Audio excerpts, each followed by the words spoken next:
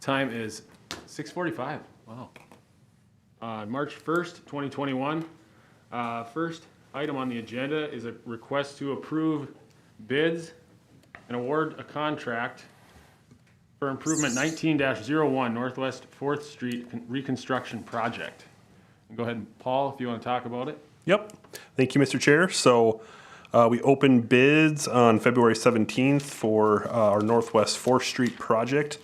In total, we got 3 bids. They were from Anderson Brothers, Knife River Corporation out of Little Falls, and Kramer Excavating. These are companies that we've actually worked with the past 3 years, so it's good to see local companies and companies we've worked with in the past continue to bid on our projects. The bid tabulation that we have can be seen attached. The bid costs that came in are $1,145,302.32, $1,155,504.82, and $1,208,112.03. And that's respective to those 3 companies that I just listed. The bids that we kind of did a quick comparison of the bids to the engineer's estimate. The low bid, being Anderson Brothers, is about 5.11% over the engineer's estimate. Based on that number, we just did a quick look at where those cost overruns occurred or likely occurred, although there's over and under all over the bid, as there usually is. Some of the bigger items that were over are our Class 5, the asphalt, the concrete walk, the 6-inch concrete walk, some of the traffic control revisions on the signal at Washington Street, and some storm sewer pipe. There was items that were over and under all over the estimate, and you can see it attached, but those are the bigger quantity items that tend to make quite a bit more difference, even if they're $1 or $2 off from our estimates per ton or whatever that is. So the nice part that we saw with the bids is that they're really tight to each other. So Anderson Brothers and Knife River and Kramer, all their prices are really tight to each other, which means that the plans were good, the contractors understood them and how the work is going to be done, kind of the process of the work, what we're closing down first and what we're opening up, things like that. So that makes me comfortable with that. You can see the recommended approval letter from our engineers, Bolton and Mink, that they recommend that we approve the bid summary and award the improvement 1901 to Anderson Brothers Construction in the total contract amount of $1,145,302.32, and likewise approve the signatures and the contract documents between the city and Anderson Brothers. The cost breakdowns for this project, as you recall, we were awarded $800,000 in local road improvement program funding through MnDOT. So that funds a large majority of the project. The rest of the project will utilize our state aid account. Being that the work is taking place on a state aid route, we can cover the additional $345,302.32 with our state aid money. So there's not local funds being utilized for this project. That's a good thing. And so that's kind of the breakdown. We have some other costs that would typically get paid out by our sanitary sewer fund, but there's not really any improvements being done to our sanitary sewer besides raising up the manholes. And so those can be utilized with state aid funds too. So we're, the bids look good, and we're just looking for approval and award of that contract. Okay, yeah, that was my only question really. Was it going to be any assessment dollars or anything like that? Erickson? No, the only thing you really touched on it, like 5-6% above or below the engineer's estimate. I mean, it's pretty within reason, pretty standard. And like you said, the memo kind of references the volatility of materials. So I think that's very reasonable. More or less just a comment. Right. Okay. Any other discussion on it? Okay. Do we have a motion? I have a motion. Move to approve the attached bid summary and awarding improvement 19-01 Northwest 4th Street Reconstruction Project, Anderson Brother Construction Brainerd LLC, in the total contract amount of $1,145,302.32. All right. And approve proper signatures on the contract documents between City and Anderson Brothers Construction of Brainerd LLC. Second. We have a motion and a second. Any discussion? Hearing none. All in favor? Aye? Aye. Aye. All against, same sign. Motion passes. All right. The second item on the agenda today is a request to review and approve downtown crosswalk painting plan. This is something that I think has been under the works for a few years in discussions. And I think the mayor, Mr. Boudreau, has been involved in this for a while. So I'm gonna go ahead and have you just go ahead and talk about this one. Well, you could have the, the engineer speak as well, because I'll just talk about the initial part of it. It came about as something that we were looking at in terms of ways to increase safety for pedestrians, but also start to find ways of differentiating areas of our downtown. And it came up at the parking commission. We talked about wayfinding and pathways. One of the biggest focus from that group is creating pathways for people as they're walking about. It should be a pleasant experience, getting out of your car and walking. And one of the ways we can do that is identify an area that makes people feel as though they're within distance of where they're going. And so that idea caught a little bit of steam. Finally, after 3 years of just hounding on Paul, the right people got involved. So it's now coming before you. But I think it's a fantastic idea. Logistically wise, there are things that obviously would need to be worked out in terms of what do you do, what does it look like. But the concept of it, I think, is a no-brainer. Cost-wise, very, very little. Very, very little. All right. Paul, do you want to make some comments? Yeah, so if I may, Mr. Chair, kind of the three things I wanted to concentrate on tonight is we really want to know kind of the design. You know, our standard crosswalk blocks would be the easiest because we have stencils for that, and so we could alternate colors, make them closer, do some different things with that with our standard zebra block pattern that you see on a normal crosswalk. What is the area we're thinking about doing? Kind of I would say like that. That's what I'm talking about with the blocks concept, where we can do different colors and just our standard crosswalk blocks since we have stencils for those. We would have to roller these on. We typically spray on our paint, but we wouldn't want to continually wash out the paint gun and things. So we would roller on the odd colors, and then the white would be sprayed on as it is with anything else. So we wanted to kind of talk about what colors are you guys thinking? What is the area, kind of the limits, the bounds of this? Is it, is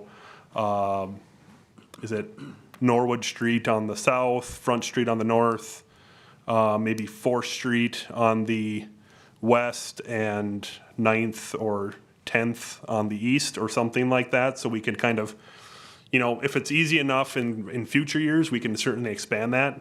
I think it's a good thing to try it first and see. There's a lot of crosswalks in just that area that we can do this on, or maybe we want to tighten it up a little bit and do less the first time and see how it goes, and then continue working our way out of the core downtown. Maybe we hit all the core between 6th and 8th, Norwood to Front, or something like that, and then future years we start heading down Laurel Street, or maybe head down to Oak, or something like that. So those are kind of the things we want to talk about: color, area, and like Dave said, cost-wise, we just usually order white and yellow paint. You can order basically any color from our supplier, which is Diamond Vogel. And so we're good from that standpoint. We'd have to buy a few rollers. That's no big deal. So it would take a little more staff time to do the rolling on, but I'm not anticipating much. So I don't think it'll take away from other duties that the paint crew has during the summer, which we usually paint the crosswalks, all the bike symbols in town. We have a full city-wide striping this year, so all the long line gets done by a contractor with the county. And so all the long line, all the stripes down the middle of the roads will get done this year with the county project. So that's an every 2-year thing that we do that. So all the paint in town should get done this year, which is usually an every other year thing. So Yeah, that's kind of the three questions we had. So. Okay. So just to clarify out of this meeting right here, you want us to figure out a design and a boundary to start with for this And summer? color, yep. And color? Okay. Yep. Now, is the design, as far as what we see on this picture right here with kind of the rainbow design, is that basically our option as far as what we want to get done going forward this summer? I mean, it's really up to you guys. I would like to maybe not do a rainbow and maybe try to limit the amount of colors. Yep. You know, maybe the color of our logo, blue and green, or something to that effect. I don't know. But That looks like a sign Mr. to Mayor? me. A secondary option to what is shown there, I think the main thing is having the white along the sides to help define what it is.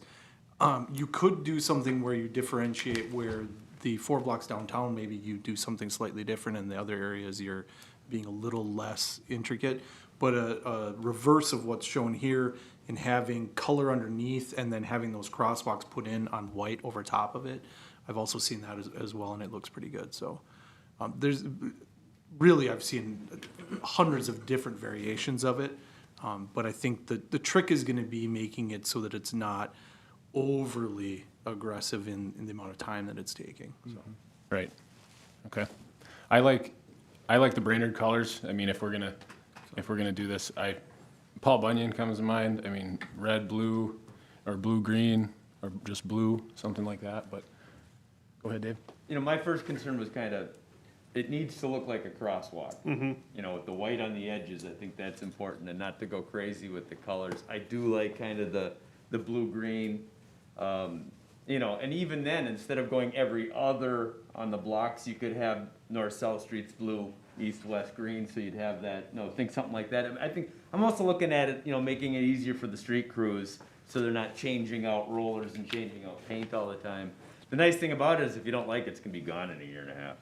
You know, and we can always black it out too with black paint. We Yeah. have black paint that we do that with, and if it doesn't Yeah. turn out the first year, we can, or right away, we can black it out and redo something or 'Cause do something different. So. I think it would be nice to start on a kind of a smaller scale, and then you could get feedback from the public too, Yep. and then kind of expand from there. But I like the idea. Paul, how about an area where we could do like a couple samples? Do we have anywhere? Right in front of Kelly's house. Yeah. Going into the park? I think they're cool. I think it's going to turn out either way, to be honest. If we pick the right color, we can make it look like this. We have the paint guns on the machine that we can paint the white lines, and then we have the blocks already ready to go. And so it's just simply painting, if it's every other one green and every other one blue, and then we can do the white in between them if we wanted to. Do like a blue, white, green, white, blue, white, green, white. Or like Dave said, you could do north-south streets are green and east-west are blue or something to where Yeah. it differentiates, or there's multiple ways we can do it. Yeah. If the So- color scheme is blue and green, that's pretty simple. Right.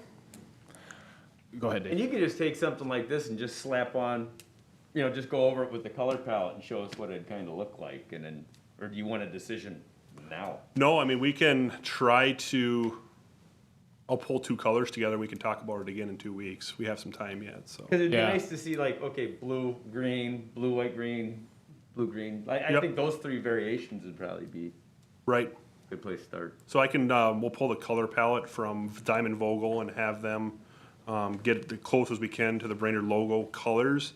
And then I'll maybe just do a Word document where you can do the shapes and, Yep.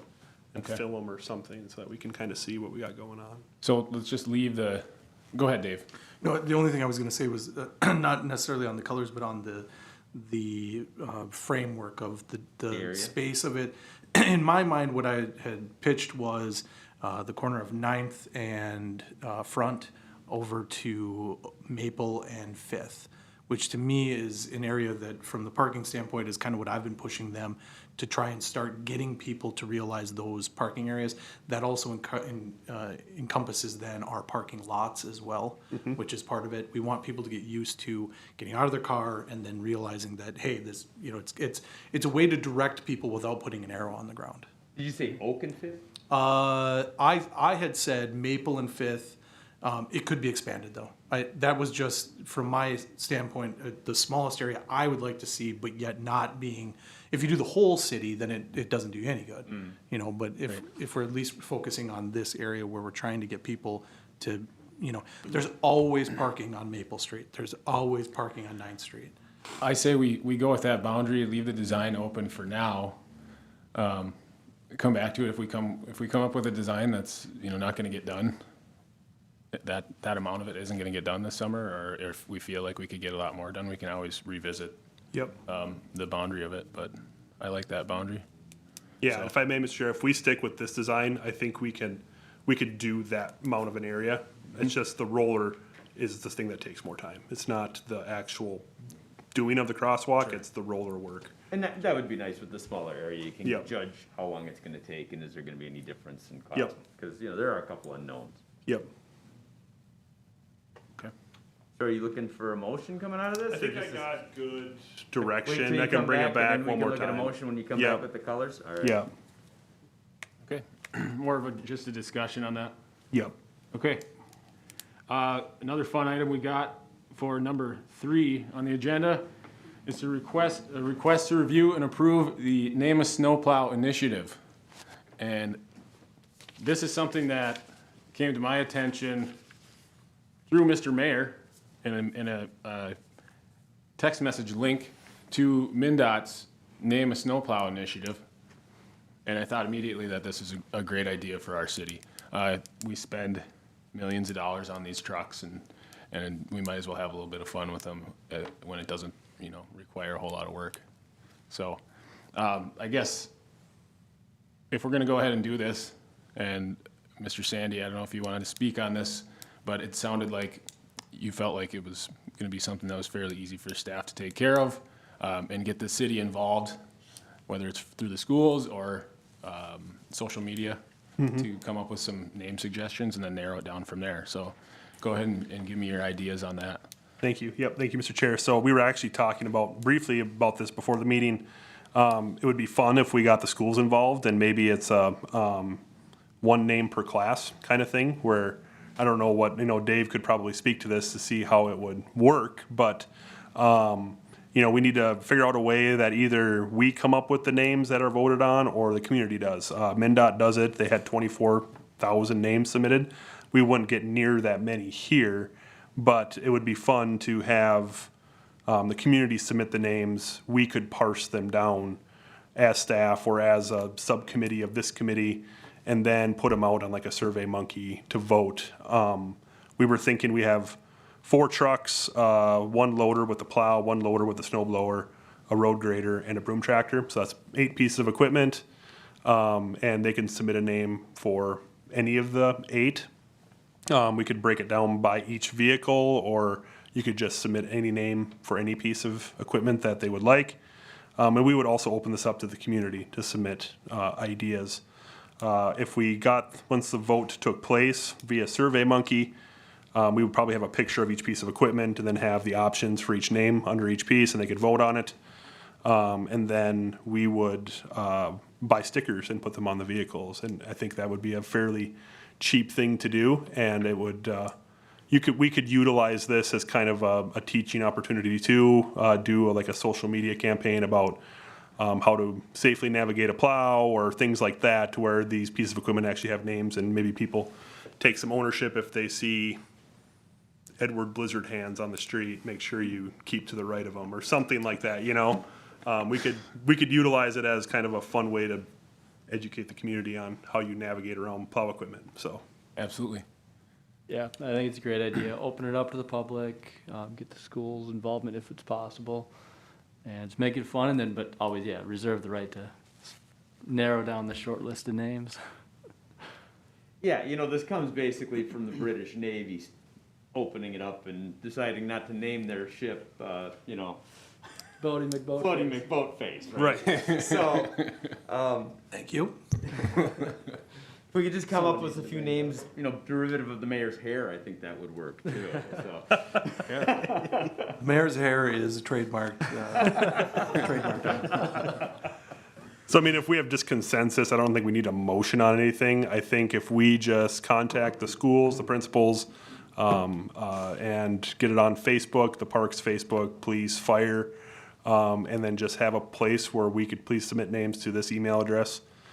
We can collect them all and parse them down to a point, the inappropriate ones or the ones that just don't make sense. You're talking about getting rid of the inappropriate. Yeah, right? Okay, I just want to No, be we clear on want to that. put those out for a vote. If we put it through the schools or the elementary schools, that would actually help with that part of it a lot. Exactly. They could come up with, whatever we wanted to come Plowing up with. McPlow phase. Plowing McPlow face would be great. I hope somebody brings that one in, but I think it's already there. it's already on the state one. McPlow face is on We can't be state. stealing from the state. We got some creative people here. Put Junior We got a out. good art scene here, so.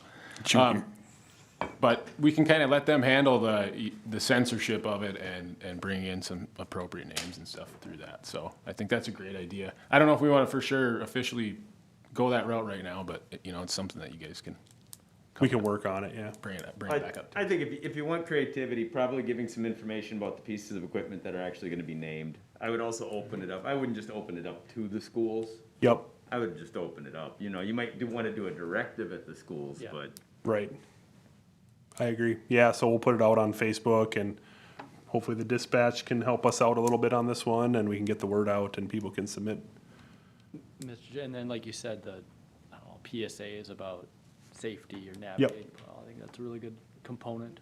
Yep. So we would probably put the names of the equipment on the back of the plow trucks on the gate, stay this far away from so-and-so or, our road grader, or our snow blower with the loader on it, that's a very dangerous piece of equipment. Don't stand in front of it, I've been known to come up with a rhime here or there. Right. I There you can go. maybe try to help with that. let's just ban alliteration right now. Rhyming couplets. so. Okay. We'll talk about it. I think we got a good handle on that. Don't really need a motion on that either. I just wanted to discuss it and All right. High school get together, name it Action. John Astley. Right. All right, so moving on, number 4 on the agenda, a resolution consolidating improvement projects, improvement 20-05 and 20-06, Southeast Brainerd and Madison Street construction. And go ahead and talk about that, Paul, if you want. Yep, thank you, Mr. Chair. So when we have multiple improvement projects in generally the same area, we typically consolidate those and initiate assessment proceedings in one public hearing and one resolution. And to do that, we have to formally combine them, and it's a Minnesota statute, has to deal with conducting certain improvement projects under the same public hearing. These projects have been surveyed and designed, and basically the plans put together as one project under 2 project numbers. It's really just a formality to combine these completely by adopting this resolution, which basically just says that we have one improvement project and we have a second improvement project, and being that they're essentially the same type of work and they're in the same area and they have the same characteristics of work type, that it makes sense and it's much more economical to do so in combining those projects into one improvement project and conducting our assessment proceedings as such. So then we would only have one public hearing and one resolution each time we talk about these 2 improvements. So that's basically what the resolution speaks to. Okay. Do you have any comments, questions, concerns? Okay, we're Ready with looking for a motion. Move to recommend adoption of the attached resolution, which combines improvements 20-05 and 20-06 into one improvement, named improvement 20-05 and 20-06 Madison Street and Southeast Brainerd resurfacing project. Second. We have a motion and a second. Any more discussion? Hearing none, we'll go to a vote. All in favor, say aye. Aye. Aye. All against, same sign. Motion passes. Item number 5 on the agenda, resolution receiving feasibility report and calling a hearing on improvement 1919 Northwest 3rd Street and Jackson Street reconstruction project. And go ahead, Paul. All right, thank you, Mr. Chair. So to initiate assessment proceedings for those improvements you just listed, this is a process that we have to go through. The engineer has to write a feasibility report, which talks to what the improvements will entail, why they're needed, and the funding sources and what kind of the estimated assessment amounts are. From that point, we would set a public hearing basically a month from now, at which time the public would be able to come forward to a city council meeting and give testimony for or against those improvements. So basically, that's not the time that we would take assessment. We wouldn't take any formal comments on the assessments that we're proposing. We would just take comments on the improvements themselves. So do you want this project to move forward or not, and why? We don't take testimony in regards to assessments at that first hearing. Once we come into the fall, that's when we have what's called the assessment hearing, at which time we know the project costs and the final assessment rates. That would be the time we would call another public hearing, and the public would come and speak or object or contest their assessments as they are proposed. So this first one is the improvement hearing. Kind of going through the report, if you guys had a chance to read this, how I've laid these both out, both this one and the next improvement project. I kind of go over the existing project conditions. In this case, the kind of need for this improvement stems from an adjacent road construction project that we just had action on here earlier tonight, that being the Northwest 4th Street improvement. With the improvements in traffic conditions that we're trying to kind of manipulate where traffic flow goes, these two streets become kind of important to the overall traffic flow in this area, which is the area that you would consider behind the Ace Hardware Mall, and down to Jackson Street, which is currently the Jackson Street and Northwest 3rd Street roadways are gravel, not very passable at times due to washouts and things like that, undeveloped property on both sides. However, with the full concrete median being placed on 4th Street from Washington Street to Jackson Street, it's going to limit left-hand turns at James Street, which then is going to move traffic further north using 3rd Street and Jackson Street to get to the roundabout and to head southbound again. So these two roads kind of become imperative to this overall development, along with the future development of the parcels that are undeveloped behind Ace Hardware building. Having developed streets back there is a big improvement, and it hopefully comes with future development of these areas. So as I kind of stated, the existing project conditions, they're gravel surfaces. We grade them multiple times a year after rain events. We spend a lot of maintenance time and man hours on gravel roads in general because they tend to wash out and the gravel goes away and that kind of stuff. There is already water and sewer under the gravel here, and so those structures would just have to be brought to the surface once it's paved with curb and gutter. So that's basically the proposed project. We're proposing to construct our standard residential width roadway, which is 35 feet face to face of curb. That allows 2 7.5-foot parking lanes and 2 10.5-foot driving lanes. So there's parking on both sides with 2 10.5-foot drive lanes. The 7-ton residential road design is our least surfaced condition. It's a residential street. We're considering it that, being in a residential area with residential zoning on both sides. We just have some other minor improvements to the storm sewer and to the sanitary sewer to bring those to grade once the curb and gutter and everything is in place. We have been working with Bolton and Mink on this project also, as they are engineers on the adjacent road project on Northwest 4th Street. You can see the total estimated costs, the roadway being once everything, the bituminous and the curb and gutter, and then I have the utilities split out separately. So some storm sewer, $61,207, sanitary sewer, $3,644, a little bit of water main cost. The accessible project cost being 100% of the roadway costs. That is our assessment policy, to assess for 100% of new construction such as this, turning a gravel road into a paved surface. Total project estimate being $210,679. Those do include our anticipated engineering fees from Bolton and Mink, prorated to each fund type. At the end, it just says improvements feasible, cost-effective, and necessary due to the roadway not being constructed to a city standard currently, and the proposed future traffic changes in this area with projected higher use.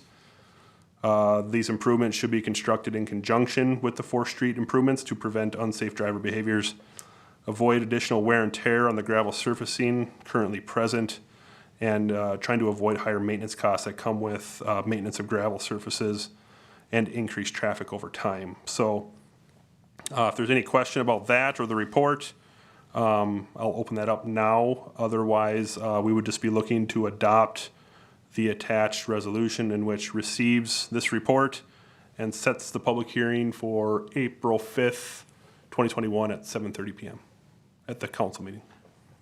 Thank you, Paul. Anybody have any comments? I have a motion when you're ready. Go ahead. I move to adopt the attached resolution in which receive the improvement feasibility report and sets the public improvement hearing for April 5th, 2021, 7:30 during the regular scheduled city council meeting. Second. We have a motion and a second. Any discussion? Hearing none, we'll go to a vote. All in favor, say aye. Aye. All against, same sign. Hearing none, motion passes. Now we're just looking for a motion to adjourn. There's one more One more. action item there, Oh, sorry. Mr. Chair. Yep, number 6. Yeah, the one that's right after number 5.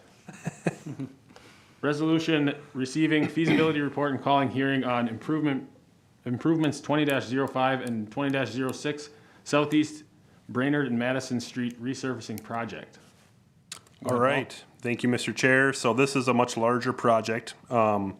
This, you can see in the feasibility report, the second attachment, we go over the segments of streets that we're intending on working on.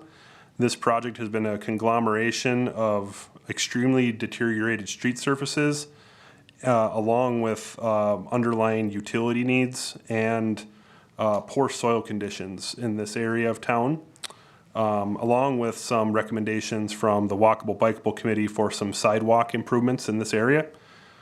So with that, I'll just kind of step through this whole report to give you an idea of what we're planning on. So Madison Street is considered a full reconstruction. We're intending on pulling out all of the curb and the bituminous and the base.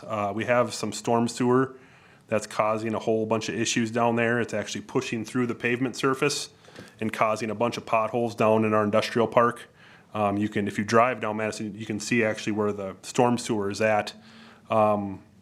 We feel it's because of improper bedding of the storm sewer back when it was placed. I believe this was in the 70s. And so what we're planning on there is pulling off everything, taking out the existing storm sewer, digging down underneath that storm sewer and bedding it really heavily with a sewer rock to help with drainage under the pipe. And then replacing the curb and the pavement section to a 9-ton road design standard, being that's in an industrial area with large commercial traffic. The other projects are all considered residential streets, and thus we will be paving them to our residential standard, the 35-foot face-to-face of curb, parking on both sides with two 10.5-foot driving lanes. You can see all the roadway segments we're working on, all of them within the southeast area of Brainerd, St. Louis Avenue, Chicago Avenue, Portland, Rosewood, Southeast 15th, Quinch Street, Southeast 16th, Walnut, and Pine Street. Most of these streets came from the pavement conditions that we see in our tri-annual pavement condition ratings. You can see as they're listed here on the second and third page of this feasibility report, the pavements, most of them are in an unacceptable condition, being basically 2.5 and less, 2.5 and less. A lot of the streets such as Portland and Chicago have come to such a point that you can hardly drive over them at 10 to 15 miles an hour. A lot of the other streets are at a point where they need to get resurfaced due to age alone. There is also underlying utility needs with BPU.